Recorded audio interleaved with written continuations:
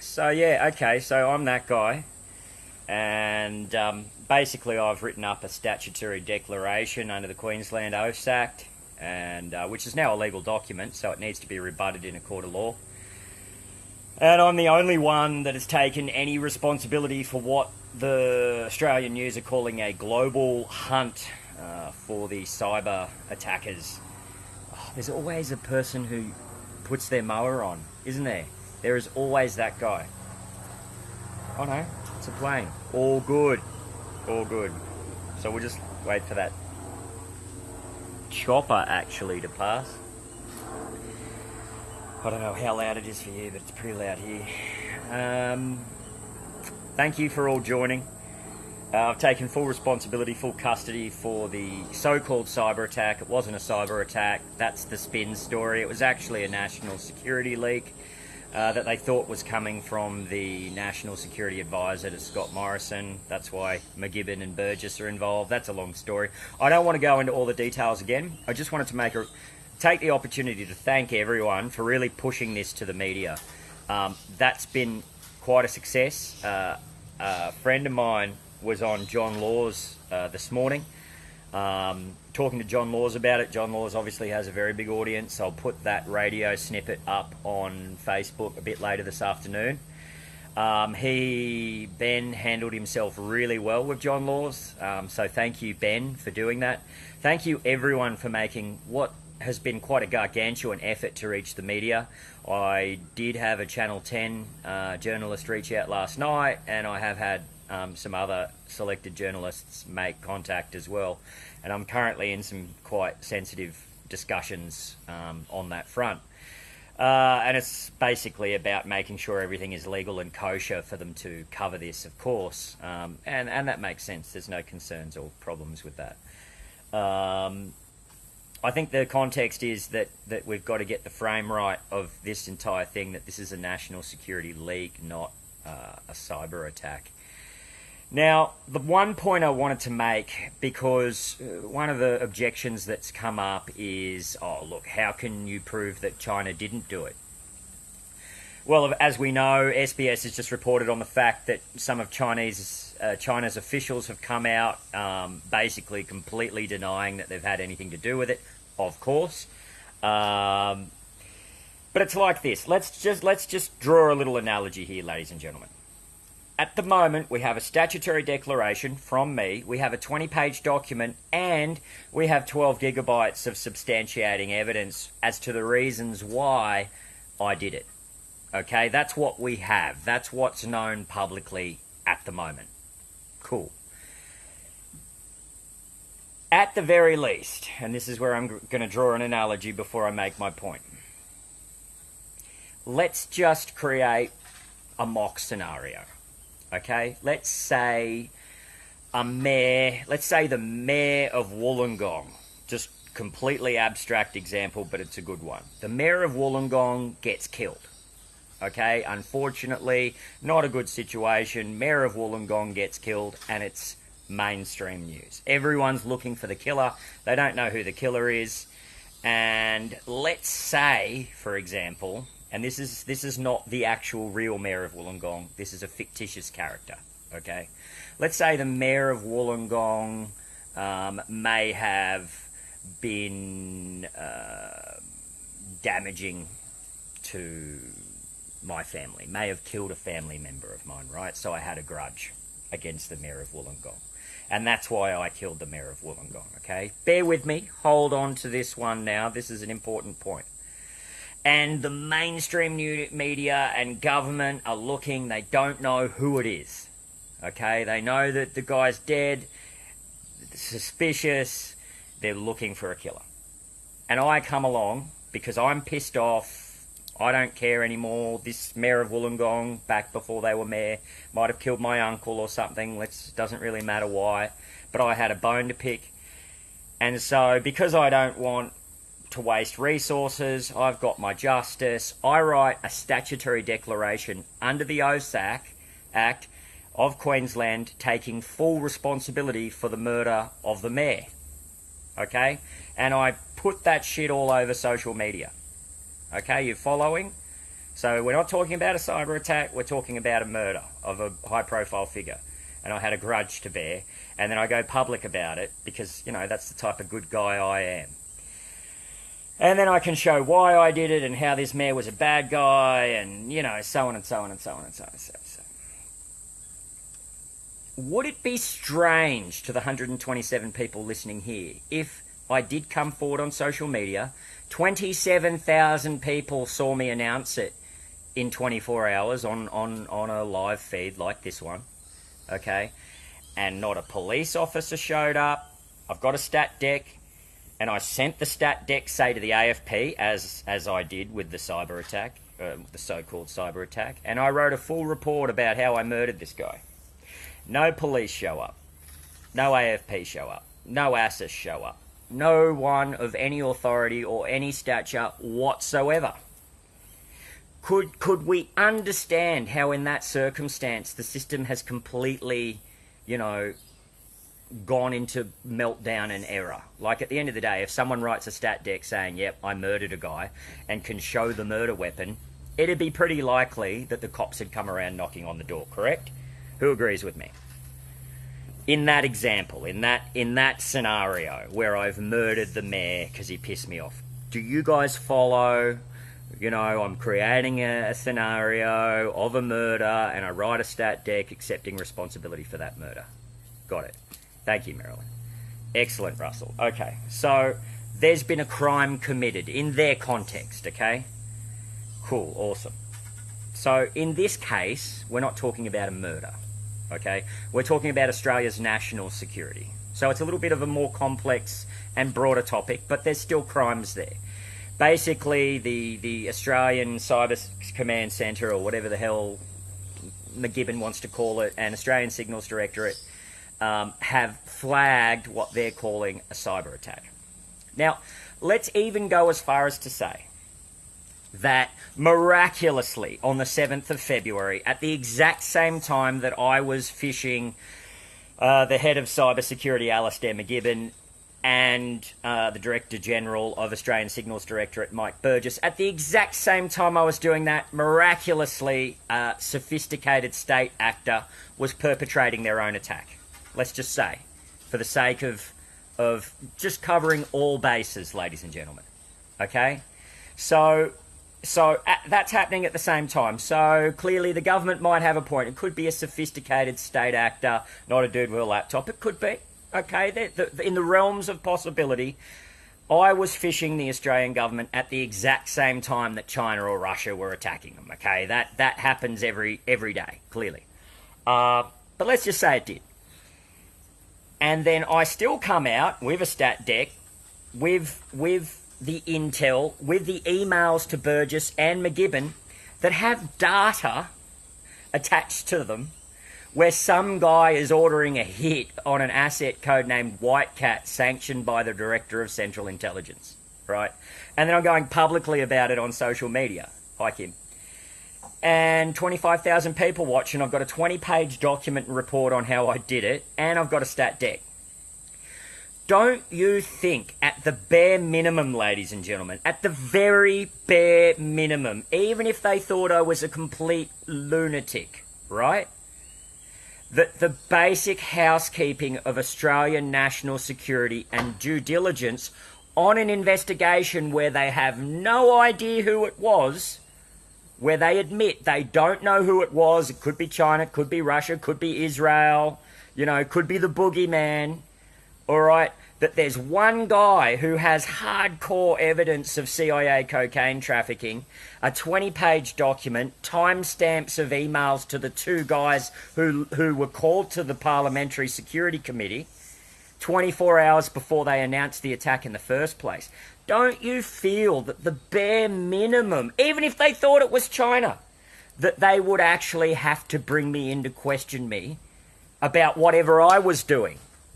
Like, if they're ramping up to protect Australia's national cyber security and our national security and our internet security right now, and here I am bragging about hacking them and making fun of them in front of thousands and thousands and thousands and thousands of people with a 20-page document to boot, with damning messages from the Prime Minister's best friend, family friends.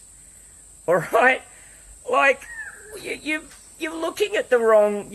like, people aren't seeing the forest for the trees here. Like, it doesn't matter whether it was China, it doesn't matter whether it was me at this point.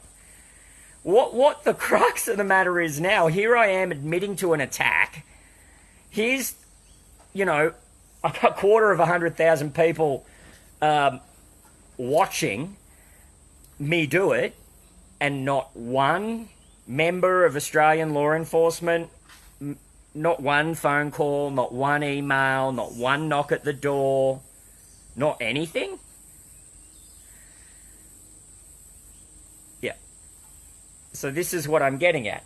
If it was a sophisticated state actor, and there was another attack, and whatever I was doing was just completely so irrelevant that they didn't even care about it, at the very least, when I wrote a stat deck and I've got people from Channel 10 and other things talking to me, at the very least, good housekeeping of national security in Australia would to call me into an interview room and go, what the fuck are you up to? What are you doing? Why are you doing this, sir? Like, you're not allowed to impersonate national security officials to other officials, sir. You're not allowed to do that. At the very least, you know, at the very bare minimum, maybe a scare tactic. Like, oh, let's just come and get him and we'll throw him into the bloody hole for a few days. That'll sort him out, eh? Yeah. Hey, get him in the cuffs, mate. Chuck him in the back of a wagon. As they do. Yeah.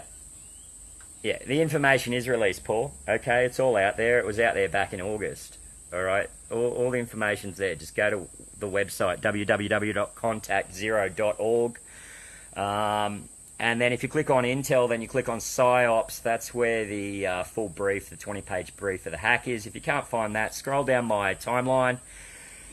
A few posts down. I've got the link to the 20-page document. So this is what I'm talking about, ladies and gentlemen. There's even a story now if it wasn't me, if it is China. Because even the fact that we're trolling levels of national security and they're not doing anything is a story. Okay? So, and the beauty of a legal document in the stat deck is that now once this passes into a jurisdiction, and it will, at some point, clearly. As Scott Morrison, I think he tweeted and Sky News reported on the tweet or something. I haven't checked Morrison's tweets today. It's been a big day. Yeah, exactly. And thanks, Russell, again for the profile picture. And Ben Apps for getting on John Laws today. That was really cool. I'm going to release that interview. Yes. So, I think I lost my train of thought there, but I think you guys pretty well follow what the situation is now. It's getting quite interesting. Oh yeah, as Scott Morrison said, this story is only going to get bigger and bigger. Okay, this story is only going to get bigger and bigger, and I think it actually is going to be the story that decides the election. I really do. But the beauty of this is that all parties are involved. Okay, Shorten covered this up. Morrison covered this up. The Greens would cover this up, because this isn't, say, a parliamentary issue. This is a national security. So this is the layer that doesn't get voted in every 4 years. These are the guys who are in the government for life, and they're getting good money. Their organisations are getting up to $1 billion plus, and some of the Department of Defence more, like $500 billion a year or something ridiculous. You know, whatever it is, I don't have that data in front of me, but it's many, many billions. And so there's a vested interest in keeping the status quo the way it is, ladies and gentlemen. And so in order to really go after the corrupt ones who like the status quo the way it is, I had to go after their money. And that's why they're not coming after me. Because to come after me, they actually have to begin to answer the serious questions that I put to them in a court of law in my defence. And clearly that's what they're afraid of. So I hope that has been comprehensive. I'm not going to speak for any longer on this subject for now. I'm going to take the opportunity to answer some questions, though. Yes, and thank you, Jacintha. A lot of people like yourself, thank you so much, have been emailing journalists, getting on social media, emailing politicians, you name it. There's a lot of pressure from this movement now on politicians, on media, on you name it. And clearly reporters are starting to go, hang on a minute, there is a story here. Yes, there is a story here. And whether it's the fact that China hacked Australia or some guy's claiming he did, the fact that some guy, me, is claiming he did is in and of itself a story. Because I'm the only one that is. You know, and fair enough if I was a whack job, but you just have to scroll through my timeline like I'm a World Peace Congress speaker. I've been put forward as a designate honorary consul for the Democratic Republic of Congo to Australia by the Congo's foreign ministry. You know, I'm not some random, internet wacko. So there's substance here. Okay, so I'm going to start to look at questions. Yeah, thanks, Jacintha. What do I expect to happen next? Well, they're going to continue the narrative, of course, Coco. But I've got a few tricks up my sleeve yet to apply pressure on many, many levels. And of course, Scott's friendship with Tim Stewart. I mean, I think even just the spin-off news from this, like Scott Morrison's mate who he dines with at Kirribilli smoking a spliff. You know, like, do they smoke spliffs at Kirribilli? Like, I don't know. They might. How do we know now? Like, if this is the type of people that Scott hangs out with, that obviously marijuana is very dangerous. That's why that government puts people in jail for it. And here's the Prime Minister's wife's bridesmaid's husband smoking a big fat doob. That in and of itself is news, you know? And how do we know then that Scott and Tim don't roll up a big doob at Kirribilli? How do we know? I reckon they're having a good Dutchie in the offices there, big toasty one. Total. Aren't you, Tim? Aren't you, Tim Stewart?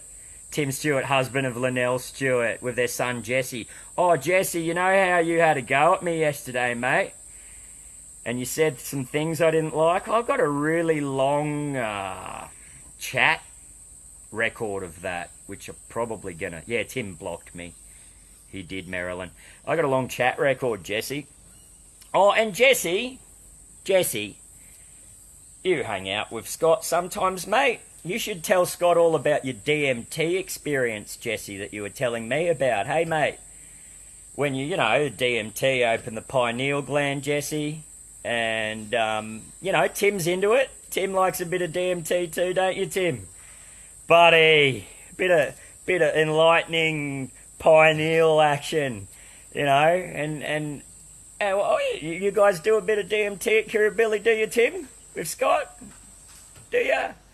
I think you might. No, actually, I don't think Scott would do DMT because, he's not that bright. He's building boats for $7.8 million rather than helping the Australian people. Like homelessness, for instance.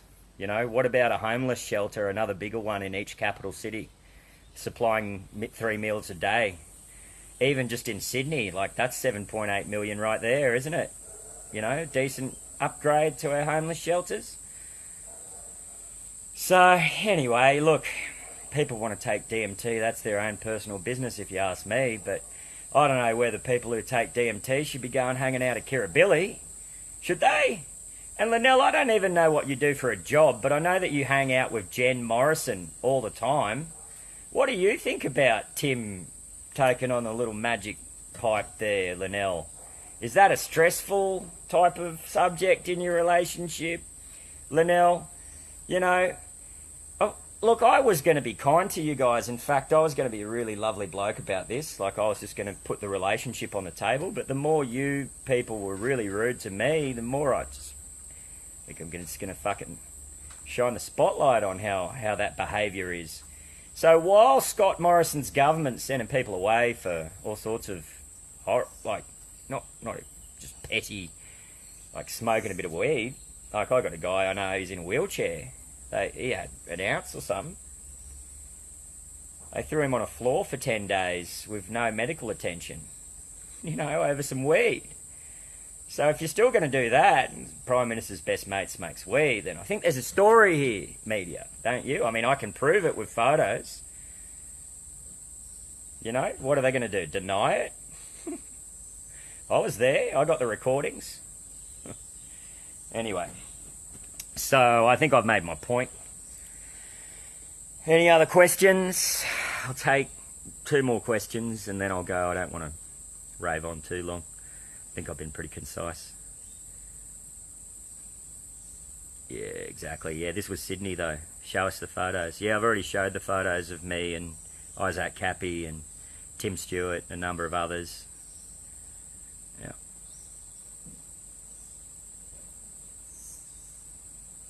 Yeah, Canberra. I know. That's because they don't, if their kids are smoking weed, they don't want them to go to jail. That's what it is. No, I'm not a hacker, Chico. I'd love to, but I'm not actually a hacker. As I said to the Channel 10 guy last night, I couldn't write a line of code to save my life. Are you protected and safe? Oh no, I sort of want to be found. Yeah, that's the whole point. I'm not Julian Assange. I'm not Edward Snowden. I'm not going to run. I'm ready to stand my ground. Yeah. And yesterday, it was just the only reason I went bush was because I didn't know whether they would try to come, and I wanted to say my piece before they did. And I know it was a bit emotional, but I'm solid. I've been preparing for this for many, many years. So I'm not running. They can come and get me. Yeah, I've got moves, Russ. But they're not, I'm just letting things breathe a little bit. But I think we can do some more. I think we can do some more cool stuff. And if we can pass due diligence and compliance, then this is going to go into the mainstream news. Okay, one more question. Did I gain more info than you've seen? No, because everything I've put is in that 20-page document.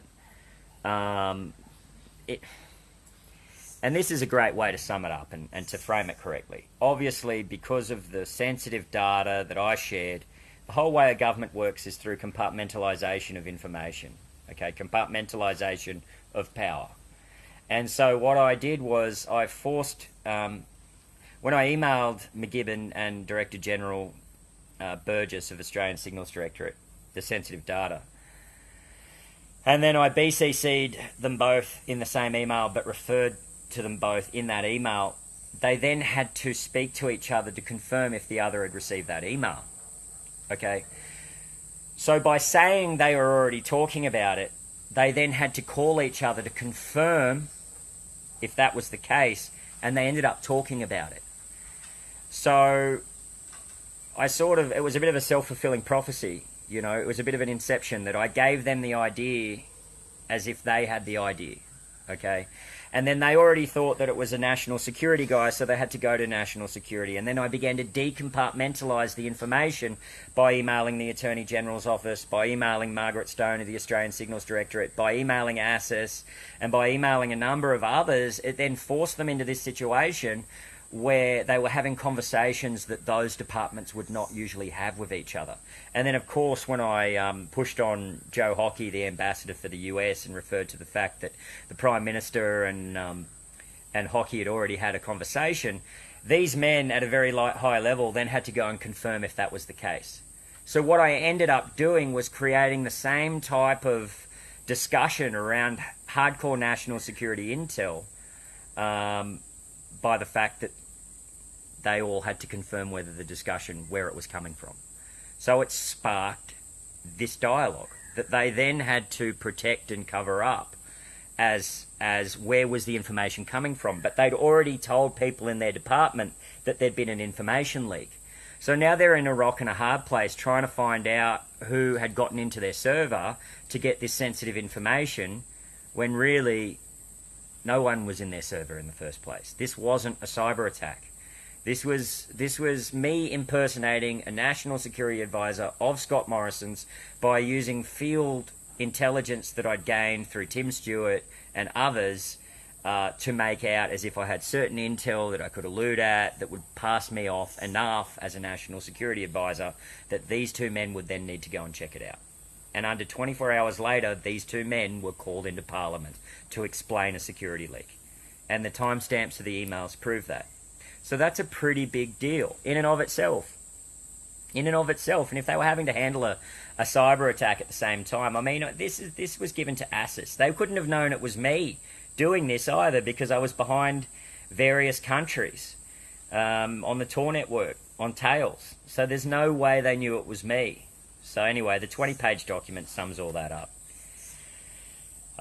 So this, framed correctly, wasn't a cyber attack. It was a national security leak. Okay, that's what it was.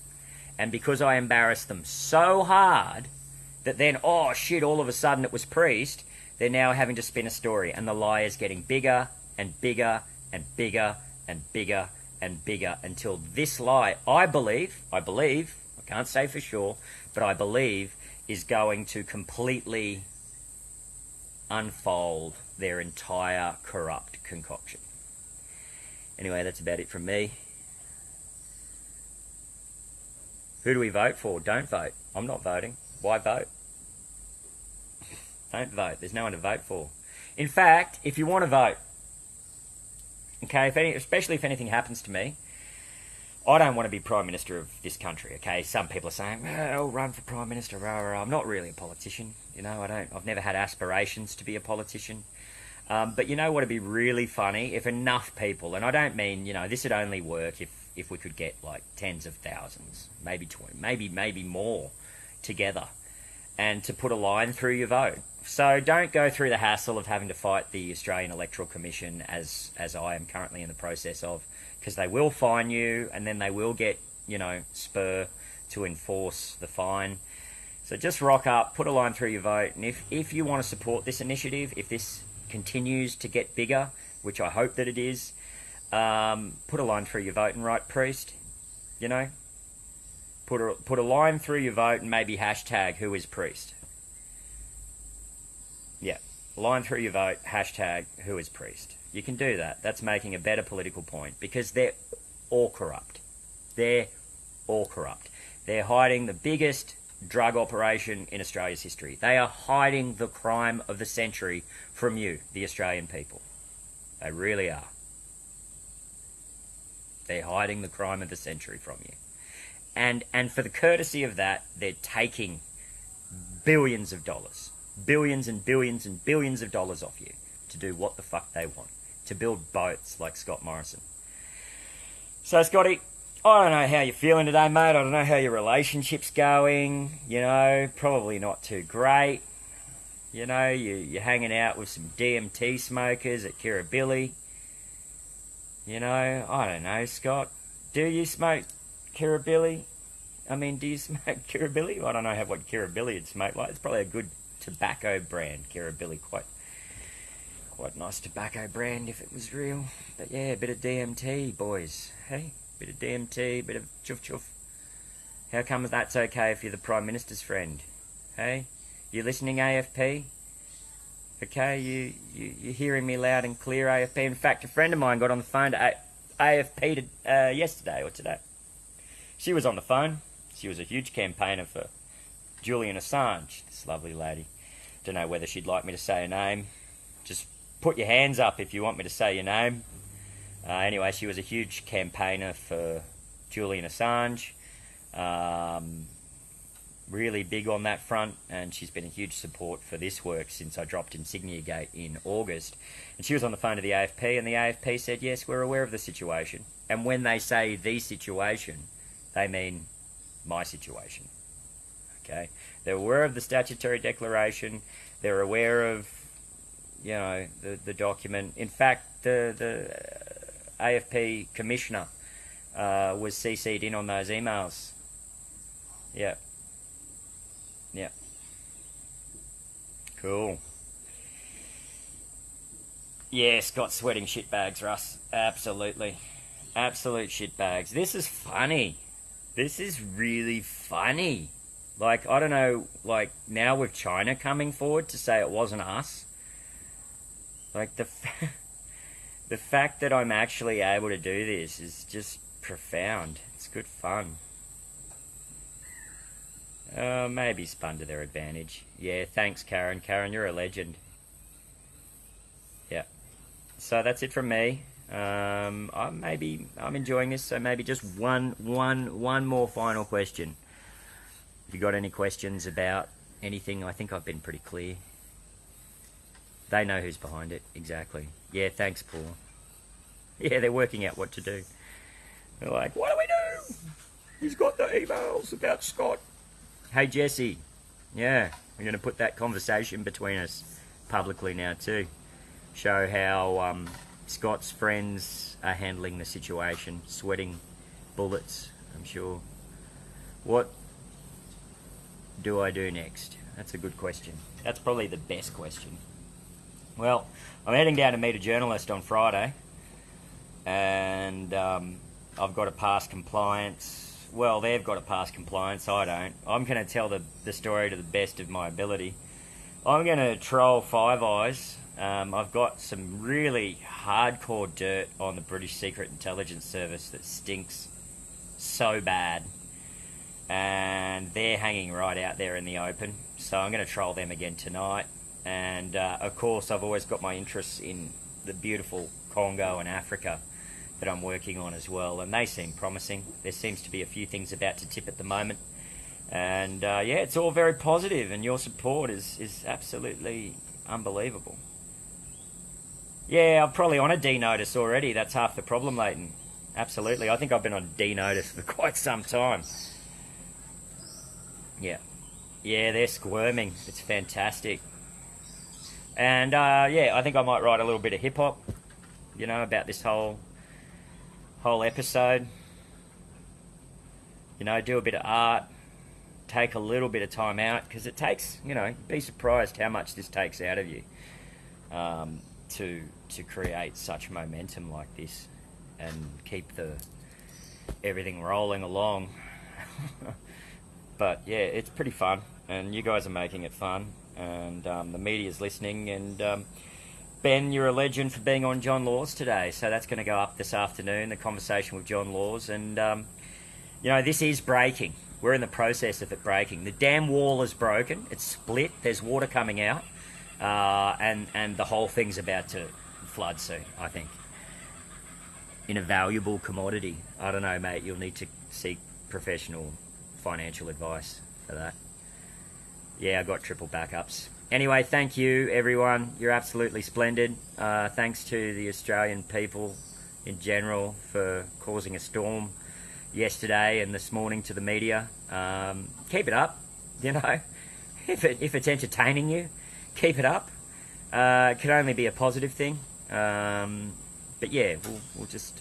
This is sort of my Sunday, so, and it's feeling a bit like a Sunday, so I'm just going to wind down a bit and have a cold drink and, you know, see you at the tail end of the week. Yeah. Yeah. Thanks, everyone. Awesome to hang out with you. Thank you so much. Peace, eh? You have a wonderful afternoon. Yeah, pleasure, Brad. Yeah.